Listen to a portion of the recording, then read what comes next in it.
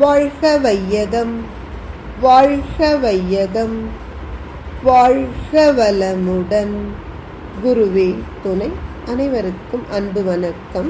ஆசான் அருட்தந்தை வேதாத்ரி மகரிஷி அவர்களது ஞான களஞ்சிய கவிதைகள் படித்துக் கொண்டிருக்கிறோம்.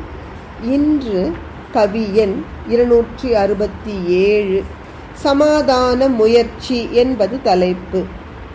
ஓர் உலக ஆட்சியினை நிறுவிவிட்டால் யுத்தமே நிரந்தரமாய் நின்று போம். நாம் யார் என்ற கேள்விக்கு விடையை காணும் நற்றவத்தால் ஒழுக்கம், அருள், அன்பு ஓங்கும்.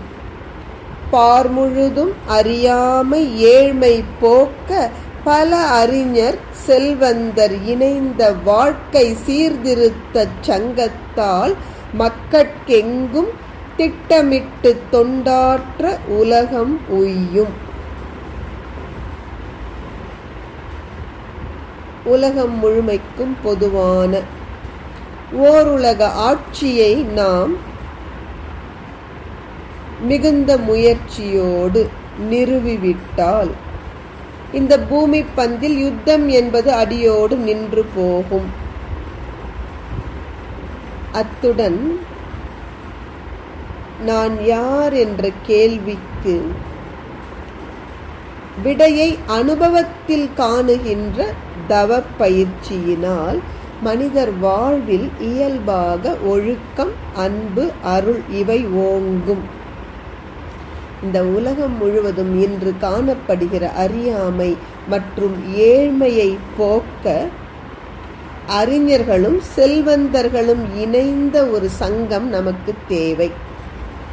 அருட்தந்தை மிக தெளிவாக சிந்தித்து உலக சமுதாய சேவா சங்கத்தில் அறிஞர்கள் என்று ஞானாசிரியர்களையும் உருவாக்கி,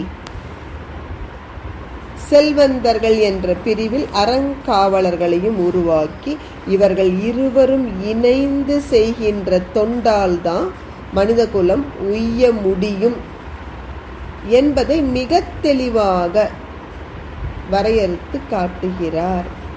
இன்றைக்கு உலகம் முழுவதும் மக்கள் மகிழ்ச்சியாக வாழ வேண்டுமானால் அறிவில் உயர்ந்தவர்களும் செல்வத்தில் உயர்ந்தவர்களும் ஒரு பொது சங்கத்தின் மூலம் இணைந்து சீர்திருத்த வாழ்க்கை முறையை உலகம் முழுவதும் வாழுகின்ற மக்களுக்கு திட்டமிட்டு கொண்டு சேர்க்கும் உயர் தொண்டை செய்யும் பொழுது இந்த உலகம் உய்யும்.